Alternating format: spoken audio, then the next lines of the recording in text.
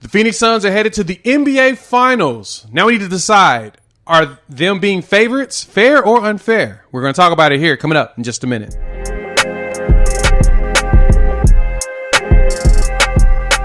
What's good, everybody? It's your boy Jay here with Unfair Sports, where we take a pensive approach to the sports conversation.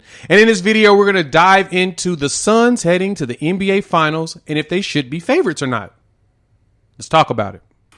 Well, speaking of hoops, Jay, as you said, we finally have our NBA Finals matchups. Another NBA season affected by the pandemic. All of these injuries, interesting playoff matchups, interesting storylines have all led us to a place that we did not think we would arrive at. Hey, the NBA playoffs have been a lot better than expected. True. Besides the injuries sucking, yes, the games have actually been watchable. Absolutely. So the Milwaukee Bucks Saturday night took on and defeated the Atlanta Hawks in Game 6 in a 118-107 victory to claim the Eastern Conference crown and set up a matchup with the Phoenix Suns beginning Tuesday at 9 o'clock Eastern, Game 1 of the Finals, broadcast on ESPN. So we have Bucks Suns. Again, nobody picked this matchup at the beginning of the season. Maybe you had the Bucks. Maybe if you live in Arizona, you had the Suns. But nobody had both, meeting them with all of these other superstars out there like the Lakers team and the Nets team. But this is what we have. I'm very excited for it. But it's brought up an interesting question. So the Suns open as the favorite in Vegas. Yeah. Of course, taking into account that Giannis Antetokounmpo is currently out. We don't know if or when he'll be back. So, Jay, is it fair or unfair for the Suns to be or have been installed as the title favorites? Oh, no, it's very much fair. I believe because I think that the Suns team is a better complete team right now because they have everybody intact, whereas the Bucks do not have Giannis. And we don't know what Giannis is going to look like. He has a hyperextended knee or whatever they're going to call it. I saw his knee hyperextend, so I'm just going to call it that. Yes. Whatever the medical term they want to decide to call it. It was knee sprain, if I'm correct, is what they're calling it, or something of that nature. I don't know, beard, mustache, bull. Yeah, no structural damage. No structural damage, which is crazy and it's huge. That there was no structural damage. The way that his knee went back, I thought that thing was going to fly off, but it didn't. So without the structural damage, that helps them a lot. I don't know how I feel about them beating the Suns, even though I like the way their team is set up. Of course, a lot of the talking heads are asking the question, are the Bucks better without Giannis? Woo! I can't be mad at them for that. And this is the reason why. Right. In the playoffs, it's different basketball. Everyone, those that should know, that are initiated, understand this.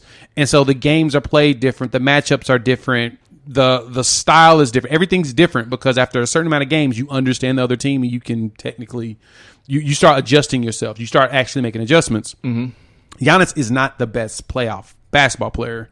The way his game is, it's downhill, rush the goal, try to get a layup, dunk. Everybody gives him as much space as he wants to shoot. He's been shooting air balls from three, and his free throws have gotten, it seems like, worse. So I don't know where his psyche is there. The team plays better as a team without him. They do. Overall, they play better as a team. They're not a better team overall, but they play together better without him because they're not trying to force him the ball to do those drives. So are the Bucks better without Giannis? No. Do they play better as a team? Yes. And I blame coaching more so than I blame actually Giannis and everybody else for that. So I think it is fair to give that to the Suns because as of right now, they, to me, are the better team going into this game. So what's your series prediction? I'm giving the Suns in 6. Okay. That's without Giannis. Yes. If Giannis does come back any part of the series, I'll say Suns in 7. Okay. Because I think that he does enough to get them at least one game that they probably shouldn't get, I guess you could say. I think that it is fair to say the Suns are the title favorite. They played some of the best basketball in these playoffs. Without looking at any raw data, any NBA fan who knows something about the game could see the type of impact that Chris Paul has had on this team. And we've talked about that ad nauseum throughout the season. Yes. On the way to a number 2 seed, taking out the Lakers, taking out the Nuggets, taking out the Clippers, albeit with some help because there were some pretty key injuries for each team. Every single round. And so far. Yeah. And yet again, you're most likely going to have the exact same thing with Giannis Antetokounmpo, at least missing part of the series. However, I am not going to pick the Suns to win the series. Wow. I am taking the Bucks to win the series in 7. Okay. I think it is going to be a long series, a great series, a hard-fought series. I think it is too. But I think that the Bucks are going to win it in 7. Part of the reason why is because I do believe Giannis is going to be back. Okay. How I predict this happening is that the Bucks are going to go down 2-1, and Giannis is going to come back for Game 4. Now, you hear me say that, and you think Game 4 is coming up very soon. No, it's not. Because the first 4 games of the series are Tuesday of this week, like I said, Thursday, and then 3 days after that, Sunday the 11th, and then 3 days after that, Game 4 is Wednesday the 14th, which, as we record this, is 9 days away. Yep. And he's already been out, at least for a week and a half? Yep. So I think that because, in a sense, Giannis, they call him the Greek freak for a reason. He is superhuman at this age right now. LeBron was a lot like that. We see athletes like that, not very often, but occasionally we'll see an athlete like that in multiple sports. So I think that he is that type of athlete that will be able to come back from an injury that would have easily put out just about everybody else in the playoffs for the rest of the playoffs. So they're going to get him back. I like how this veteran Bucks team is going to match up with this team. I see that. When I look at Drew Holiday versus CP3 is going to struggle with that because Drew Holiday is one of the best on-ball defenders in basketball. You look at Middleton and Booker. I think that when Middleton gets going, he can match Booker bucket for bucket. And when you look at Lopez versus Ayton, young lion versus old lion, I think that he can give him some basketball I play. I love Brook Lopez, man. That he can cause him some problems as well as be able to space the floor like they, in a sense, need him to, like he usually does when Giannis is there. And I think when you add in one-punch Bobby Portis and PJ Tucker, they're going to get physical with this team. This Phoenix team is a finesse team. And what neutralizes a finesse team is a team with strength, a team with power that's not afraid to use it against them game after game. So I think you're going to see a lot of that. And really, I would erase all of this in picking the Bucks if it weren't for the fact that they played as well as they did as a team, like you said, without Giannis those last 2 games. Because they had me wanting the Bucks to lose because I wanted a full, healthy team going in there against Phoenix because I knew Trae Young was going to be back at some point, and he did, but wasn't able to help close it out. He looked like he was hurt, though. That's the problem with Trae. You could tell that he was still hobbling, so yeah. Yeah, so in those 2 games, Holiday and Middleton truly stepped up in order to lead this team. Even got a 33-point game from Brook Lopez. Yep. And CP3, again, when we know how he can be in the playoffs, he's already torn ligaments in his wrist or in his hand. He's done everything. You name it. He's had some sort of injury. He's had COVID. He's had a shoulder nerve issue. His toe got amputated. It's just so many different things that happens to Chris Paul. So it's always unfortunate. So all that combined with the fact that I really have only heard one person pick the Bucks makes me feel like they're being underestimated. That is too easy to say the Suns are just going to steamroll right past them. So I'm taking the Bucks in 7.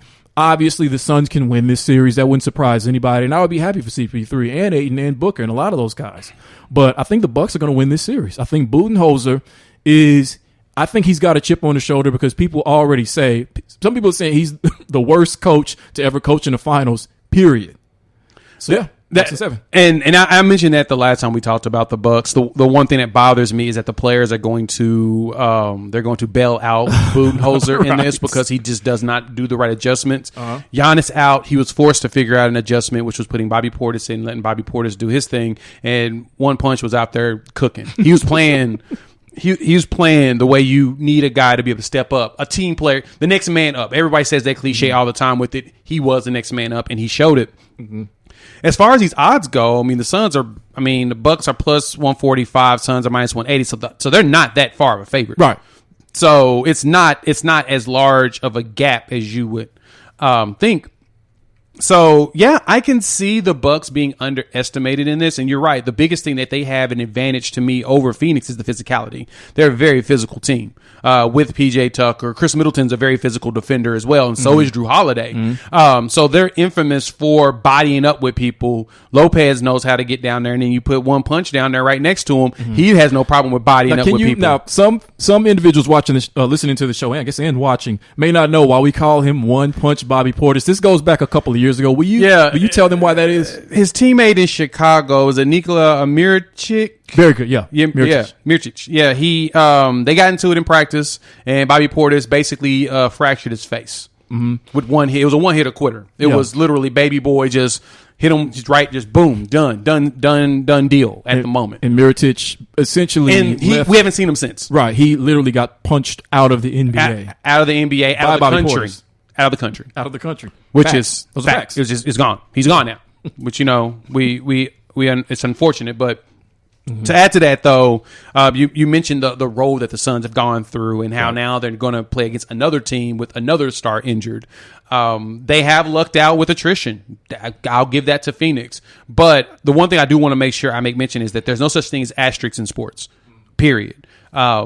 Shortened season, long season, injuries to everybody else, ain't no asterisks. It happens. The whole purpose of it is that everybody else goes to the same scenario, and because everybody goes to the same scenario, if you don't make it through, tough nugget. That's how the game is. So I don't want people to try to put an asterisk on this championship that Chris Paul gets, even though it was a 72-game season and damn near half the league is hurt. It ain't their fault that they were able to remain healthy through this, even coming post bubble. And how bad that was trying to rush the season the way they did. I mean, when you think about it, you can find a reason to give an asterisk to a team in any sport that wins a championship. Every team that's ever won a championship in some way has gotten lucky, has gotten a break that the other team did not. So, for instance, even with the Milwaukee Bucks, okay, and this actually makes me like them even more. You go through Miami. I did not think they were going to do that the way that they did. You meet Brooklyn, and they don't have Kyrie Irving, and they have maybe 40% of James Harden. And then in the Hawks, you don't have to play against Trae Young for 2 games. So even they have had essentially the same kind of help that the Phoenix Suns have had as well. And that's been a huge part of how they get there because I'm sorry, Milwaukee, if they have a healthy James Harden, 100%, you're not at this point. You do not go to the finals. Period. No. And I agree with you on that. Brooklyn goes to the NBA finals. Absolutely. Healthy. I just knew that they had zero way of being healthy because you knew that was going to happen. Because it's just the luck of the draw when it comes to that. So, with that, I'm excited about these finals. Let's see how this goes down. Phoenix, I'll be watching you. Even adding to that, I'm going to do a post-game reaction for every finals game this week. So there'll be a video up. Might pull Jimmy in if he decides to stay awake. If he's not falling asleep. If not, if he is, I'll be on. I'm definitely going to do a reaction, post every single game for the NBA Finals as we grow this video content. So check out the YouTube page. Go to our site, unfair-sports.com. Click on the YouTube button. It'll take you right to our channel.